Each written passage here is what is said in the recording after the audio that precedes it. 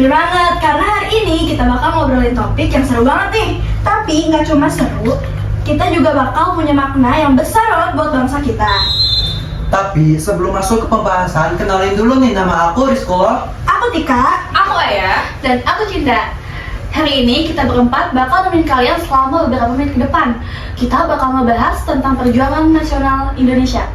Ya, benar. Jadi jangan kemana-mana dulu, karena kita bakal bahas sesuatu yang seru, penting buat dikenang, yaitu tentang tokoh-tokoh besar Indonesia yang berjasa di masa pergerakan nasional.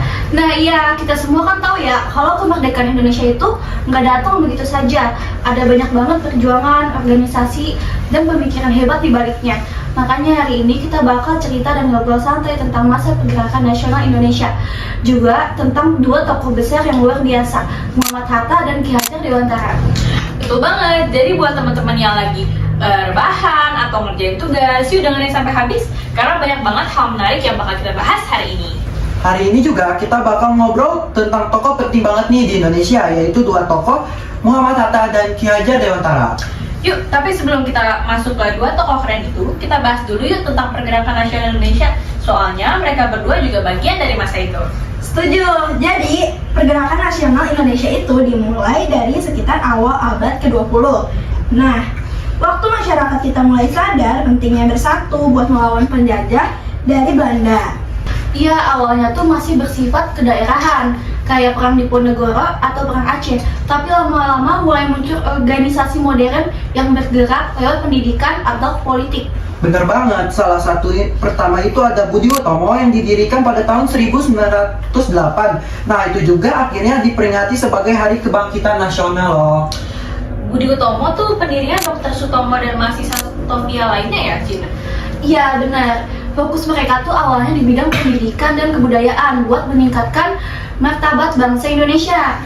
Nah, setelah itu muncul juga organisasi-organisasi lain seperti Sarekat Islam, Perhimpunan Indonesia, dan masih banyak lagi.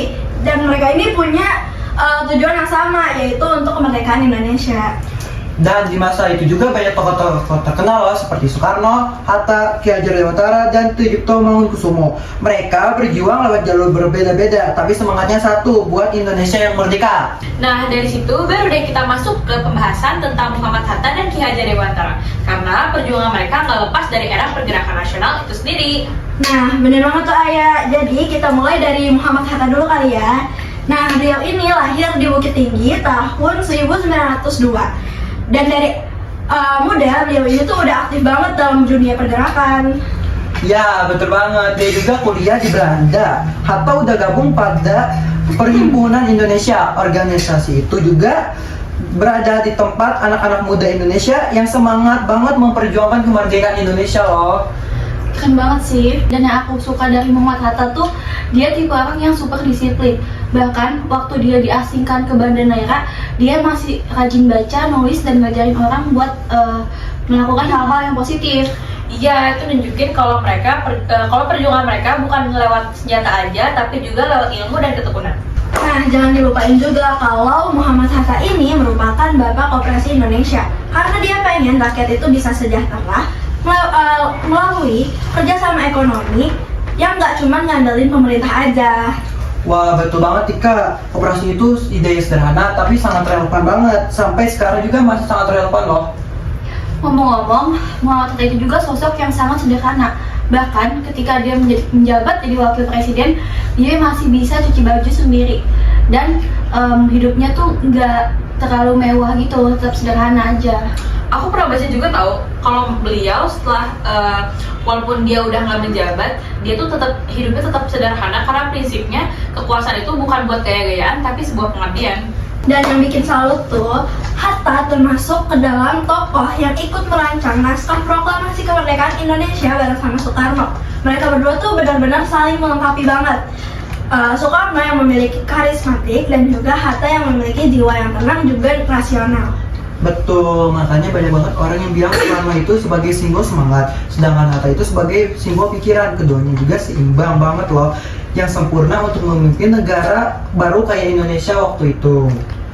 Selain itu, Hatta juga aktif banget nulis artikel dan buku-buku tentang ekonomi, politik, dan juga moral. Salah satu karya terkenalnya tuh Demokrasi Kita dan Membangun Koperasi dan Koperasi Membangun. Lewat tulisannya, dia ngajarin pentingnya demokrasi yang adil, bukan cuma sekedar formalitas. Dan yang bikin aku kagum banget tuh karena beliau ini orangnya visioner ya. Waktu orang-orang masih sibuk mikirin perjuangan fisik, Hatta udah mikirin gimana nanti Indonesia bisa berdiri mandiri secara ekonomi dan sosial. Bener banget. Terus pemikiran Hatta soal ekonomi kerakyatan juga masih jadi dasar dari kebijakan-kebijakan yang ada di Indonesia sampai sekarang. Prinsipnya sederhana tapi kuat, yaitu kesejahteraan harus adil dan merata. Dan juga kalau kalian tahu itu, Hatta juga salah satu pendiri partai politik yaitu PNI, baru bareng Sultan Syahrir loh. Mereka berdua lebih fokus ke perjuangan lewat diplomasi dan pendidikan politik rakyat, bukan lewat kekerasan. Dan jangan lupa, selain politik dan ekonomi, Hatta juga punya pemikiran yang mendalam tentang pendidikan dan moral bangsa. Dia percaya kemerdekaan tanpa moral dan tanggung jawab itu percuma. Wah, pantas banget ya kalau beliau masih dihormati sampai sekarang. Kalau dipikir, banyak hal yang masih beliau tanamkan masih terasa sampai sekarang. Nah, sekarang kita pindah ke tokoh yang kedua, Ki Hajar Dewantara. Nama aslinya tuh sebenarnya Raden Mas Suwardi Surjaningrat. Tapi dia ganti nama biar gak pakai gelar bangsawan. Betul, karena dia pengen nunjukin kalau semua orang itu setara di dunia pendidikan. Makanya dia bikin taman siswa sekolah untuk semua anak Indonesia, bukan cuma anak tingkat. Nah, siapa sih yang nggak tahu sama motonya Ki Hajar Dewantara yang legendaris banget, yang berbunyi Ing Karso Sung Tulodo, Ing Madya Mangunkarso Tuturi Handayani. Artinya, di depan memberi teladan, di tengah membangun semangat, dan di belakang memberi dorongan. Moto itu juga masih dipakai sampai sekarang loh, Tik. Jadi semboyan pendidikan nasional Indonesia. Yang aku kagum dari Ki Hajar Dewantara tuh, beliau berjuang lawan sistem pendidikan kolonial Belanda, tapi dengan cara elegan banget, lewat pendidikan, bukan kekerasan. Bener, jadi kalau dipikir-pikir, Muhammad Hatta dan Ki Hajar Dewantara itu punya semangat yang sama ya, pengen Indonesia maju tapi dengan bidangnya masing-masing. Yap, jadi kalau Hatta ini lewat ekonomi rakyat, kalau misalnya Ki Hajar Dewantara itu lewat pendidikan rakyat. Jadi dua-duanya ini sama-sama mau rakyatnya itu bisa berdaya dan juga cerdas. Iya, kalau digabungin tuh kayak combo sempurna. Pendidikan bikin orang pintar, ekonomi bikin orang sejahtera. Indonesia butuh kedua-duanya itu. Fun fact dikit nih, Ki Hajar dulu tuh pernah jadi wartawan. Tulisan-tulisannya tajam banget, sering ngekritik kebijakan Belanda. Salah satunya artikel berjudul Als ik eens Nederlander was, atau seandainya aku seorang Belanda. Gara-gara tulisan itu, dia sempat diasingkan ke Banda Neira juga loh. Iya benar, tapi dari situ justru dia makin semangat bikin sistem pendidikan nasional setelah pulang ke Indonesia. Jadinya berdirilah perguruan taman siswa tahun 1922 di Yogyakarta. Nah, dan dari taman siswa itu banyak banget lahir tokoh guru dan juga tokoh-tokoh penting lainnya yang bisa menyebarkan semangat pendidikan ke seluruh Indonesia. Selain itu, Ki Hajar Dewantara juga Menteri Pertama Pendidikan Indonesia setelah Indonesia merdeka. Jadi, bukan pendiri sekolah, tapi juga orang yang ikut membentuk sistem pendidikan nasional kita dari awal Indonesia merdeka. Dan bukan cuma soal pendidikan formal, tapi beliau juga ngajarin pentingnya kebudayaan nasional. Menurutnya, pendidikan tanpa budaya sendiri itu kayak tubuh tanpa jiwa. Makanya tiap tanggal 2 Mei diperingati sebagai Hari Pendidikan Nasional karena pada tanggal tersebut tanggal lahirnya Ki Hajar Dewantara. Tapi itu bukan cuma sekadar libur atau upacara doang, tapi juga mengingat bahwa pendidikan itu hak semua orang. Dan juga tugas kita untuk terus ngejalanin cita-cita beliau. Wah, keren banget ya perjuangan mereka. Rasanya tuh kita jadi sadar kalau kemerdekaan yang kita nikmati sekarang bukan cuma hadiah, tapi hasil dari perjuangan panjang mereka yang luar biasa. Betul banget, dan menurut aku juga semangat kayak gitu seharusnya kita tanamkan di era saat ini, terutama buat kita para pelajar dan kita sebagai pemuda Indonesia. Setuju, walaupun zaman sudah berubah, tetapi nilai-nilai perjuangan mereka tuh masih relevan banget. Kalau dulu mereka berjuang dengan tenaga dan pikiran untuk melawan penjajah, sekarang kita bisa berjuang lewat hal-hal yang positif, seperti belajar dengan sungguh-sungguh, aktif di organisasi, dan terus berkontribusi untuk masyarakat. Betul banget Cinda. Dan jangan lupa juga kalau peran siswa sekarang tuh besar banget.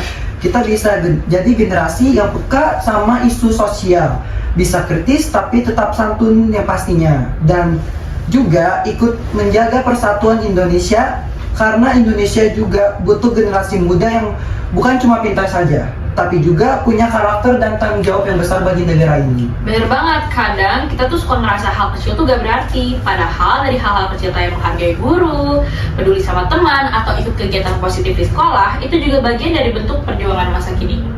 Yes, karena kalau kata Ki Hajar Dewantara, setiap orang menjadi guru, setiap rumah menjadi sekolah.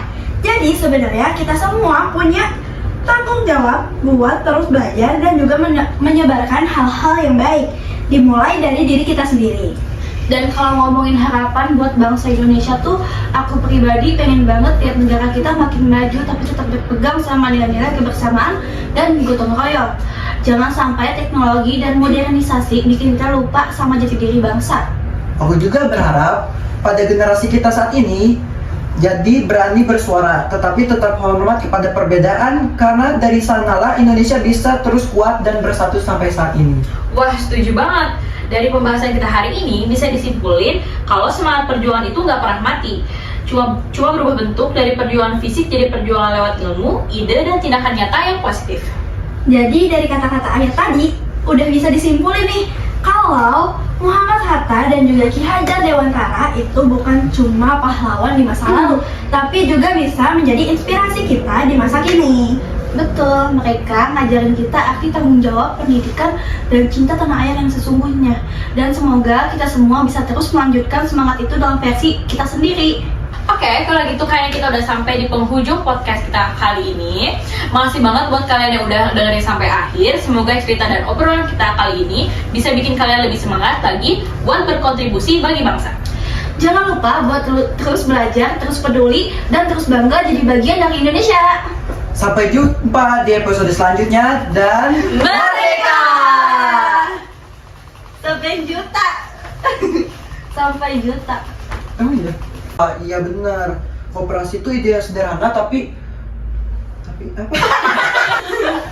Ternyata mereka berjuang lewat Ki Hajar Dewantara dan Tijipto Mangkusuko.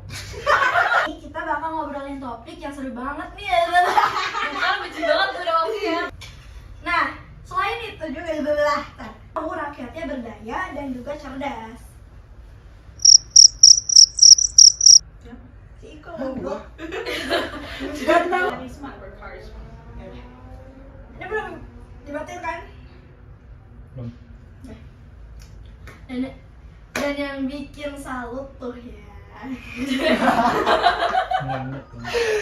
Ini seru. Gila itu. Dan aku tahu ini. Udah diam. 1, 2, 3, fokus. Dan yang bikin dia serius nih. Punya pemikiran yang rasionalis. Nah, rasional. Enggak, dikit lagi. Pikiran yang rasional.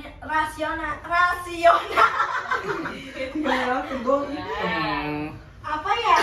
Gimana ya? Ya mati. Hatta punya pikiran yang tenang, udah gitu, Be. Hatta punya